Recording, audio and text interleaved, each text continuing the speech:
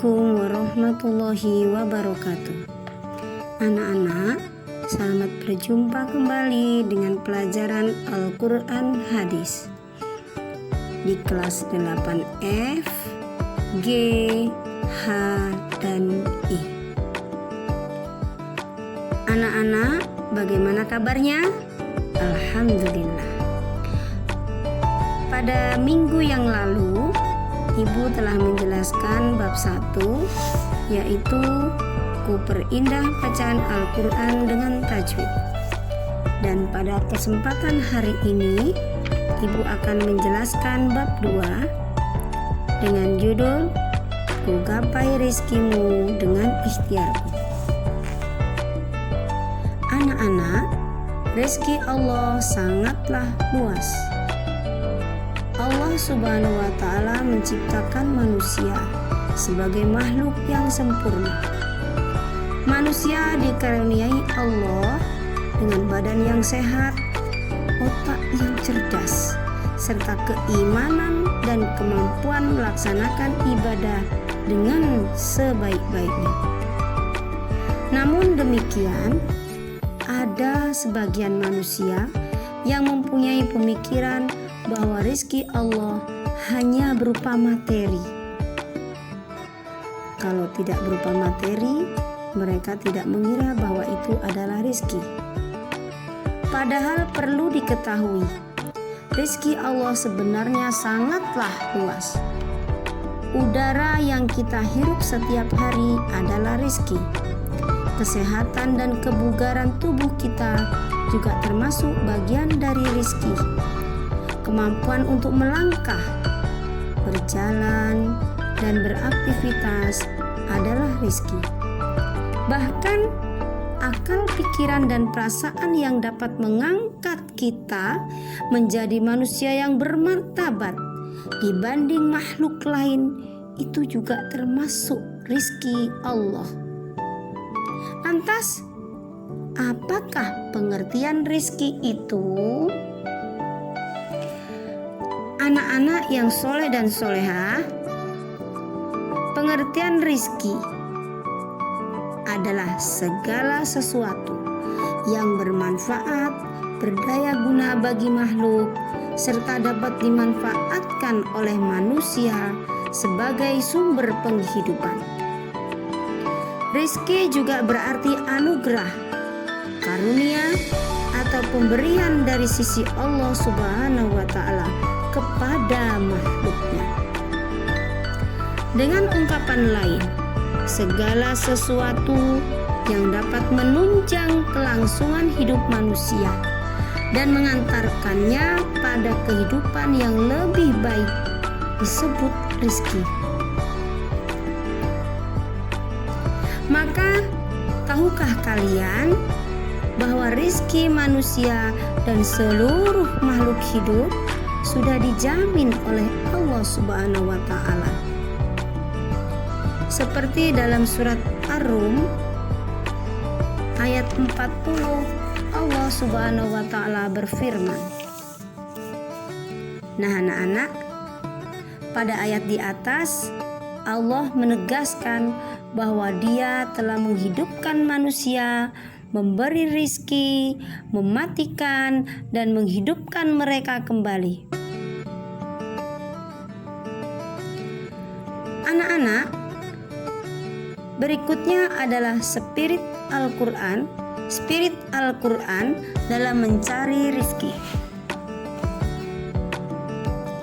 Setelah kalian mengetahui bahwa seluruh makhluk yang ada di muka bumi telah dijamin rizkinya oleh Allah, bukan berarti rizki akan datang begitu saja tanpa berbuat apa-apa.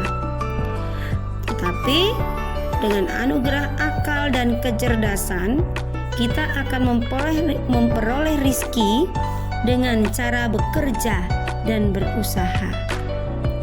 Sehingga apa yang kita peroleh benar-benar dari sumber yang halal dan berkah. Mengapa? Karena Islam tidak menganjurkan pemeluknya menjadi pengangguran,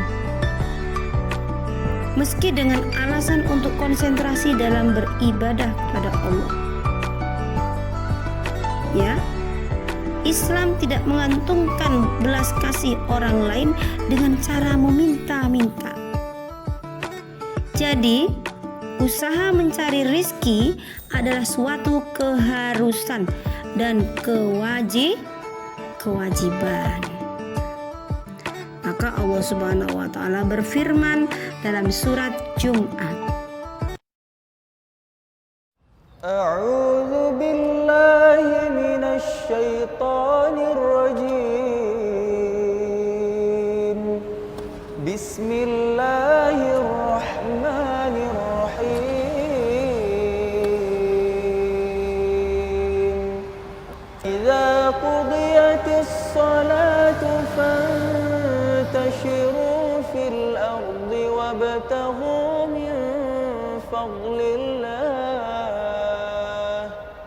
wadhkurullaha katsiran la'allakum tuflihun.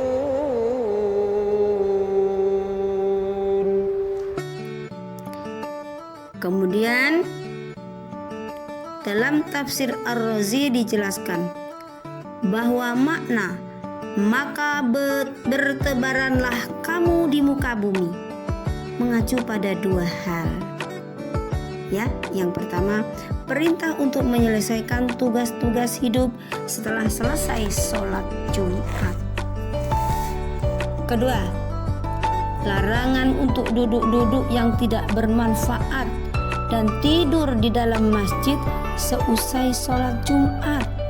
Kita akan petik, yaitu inspirasi bagi kita untuk senantiasa produktif, energik, dan efisien dalam menggunakan waktu, sekaligus larangan bermalas-malasan, ya kan? Jadi bermalas-malasan itu tidak dibolehkan dalam Islam. Selain itu, iya, itu ya anak-anak ya. Berikutnya adalah rezeki yang halal dan barokah. Setiap manusia berhak untuk hidup layak, aman, damai, dan bahagia. Menurut Al-Quran, hidup layak merupakan hak sekaligus kewajiban mendasar bagi umat Islam. Ya, mengapa Rasulullah SAW juga mengingatkan pada manusia agar berhati-hati dalam mencari harta dan menganjurkan mereka untuk selektif dalam memperolehnya, sehingga harta yang menjadi hak miliknya benar-benar halal. Anak-anak ibu yang soleh dan solehah, hingga Rasulullah SAW bersabda yang diriwayatkan oleh Bukhari dan Abu Ya'la. Bismillahirrahmanirrahim. An Abi Hurairah anna Rasulullah sallallahu alaihi wasallam qala la ya'tiyanna 'alan nasi zamanun la yubalil mar'u bima akhadal mala amin halalin aw min haramin. Rawahu Bukhari wa Abu Ya'la. Dari Abu Hurairah, Rasulullah sallallahu alaihi wasallam bersabda, pasti akan datang pada manusia suatu zaman di mana seseorang tidak peduli lagi dari mana hartanya ia dapatkan, apakah dari yang halal ataukah dari yang haram. Hadis riwayat Bukhari dan Abu Ya'la. Nah, sekian dulu anak-anak untuk pertemuan kali ini ya. Ini ibu tadi menerangkan, jadi untuk besok insya Allah kita lanjutkan kembali ya. Terima kasih anak-anak. Ila liqa ma'assalamah. Wassalamualaikum warahmatullahi wabarakatuh.